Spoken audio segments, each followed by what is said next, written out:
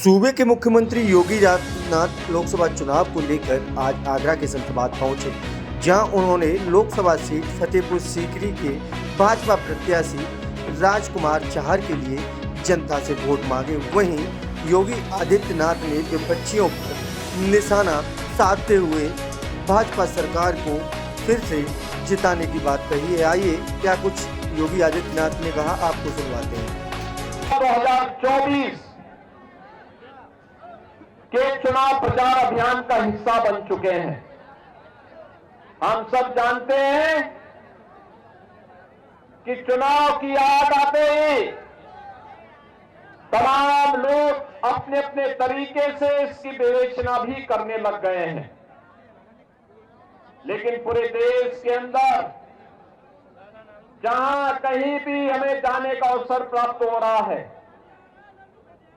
एक चीज साफ दिखाई दे रही है, और उत्तर हो, दक्षिण हो, पूरब हो, पश्चिम हो,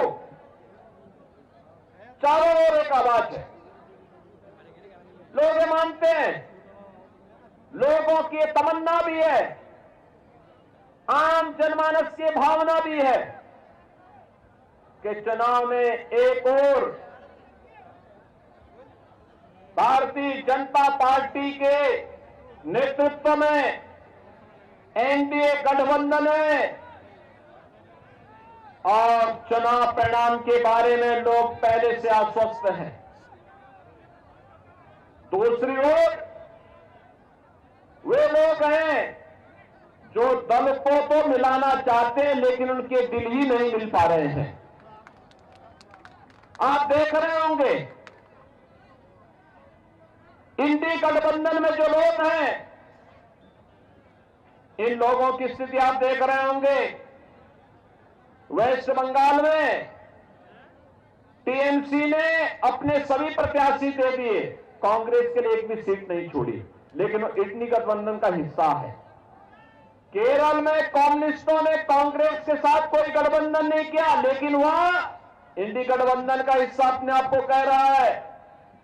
ऐसे ही महाराष्ट्र के अंदर देखने को मिल रहा है, और ऐसे ही अलग अलग क्षेत्रों में जब इनको प्रत्याशी नहीं मिल पा रहे हैं, तो सपा का प्रत्याशी कांग्रेस में जा रहा है, कांग्रेस का सपा में जा रहा है, और तब जोड़ तोड़ करके किसी प्रकार से ये लोग चुनावी अखाड़े में अपना दांव आजमाने का कार्य कर रहे हैं।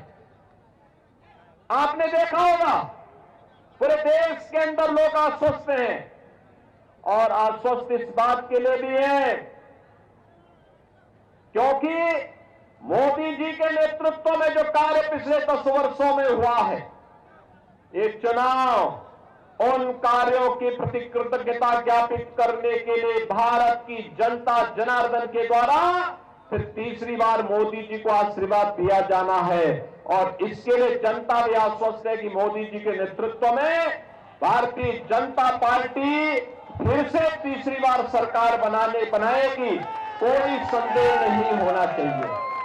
योगी जी की आज चौपाल सभा थी, और योगी जी यहाँ सभा करके गए और अपनी जो उनकी डबल इंजन की सरकार की जो योजना है उन्हें लोगों तक बता के गए, और लोगों से आह्वान करके गए हैं कि देश में मोदी जी को आप मजबूत करें और तीसरी बार मोदी जी की सरकार बनवाएं। ऐसा कुछ नहीं है जो चुनाव से पहले किसी की कोई टिकट मांगता है, टिकट कट जाती है, हट जाती है। ऐसा एक चुनावी हिस्सा है, वो भी भारतीय जनता पार्टी के नेता हैं, और भारतीय जनता पार्टी से वो विधायक हैं, तो उनसे उनका नेतृत्व है जो बात करेगा।